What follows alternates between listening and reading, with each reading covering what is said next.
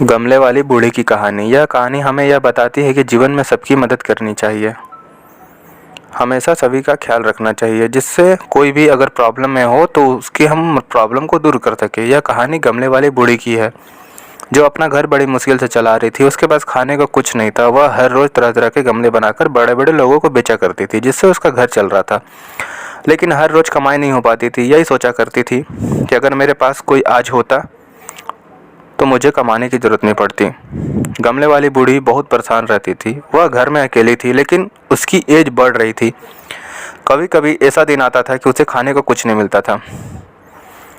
वह यही सोचा करती थी कि अगर कोई मेरा होता तो मेरे लिए मदद कर सकता था।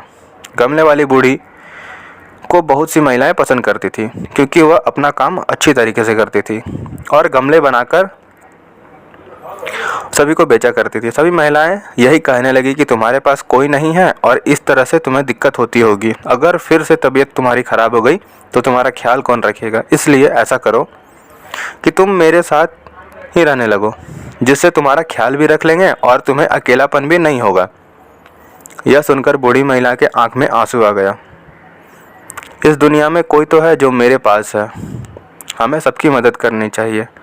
मदद करने से किसी का जीवन अच्छा बन सकता है। अगर ऐसा होता तो हम समझ सकते हैं कि जीवन में हमने एक अच्छा काम किया है। बिकॉज़ हमारे हाथ से अच्छा काम होना ही हमारे लिए बहुत अच्छा माना जाता है।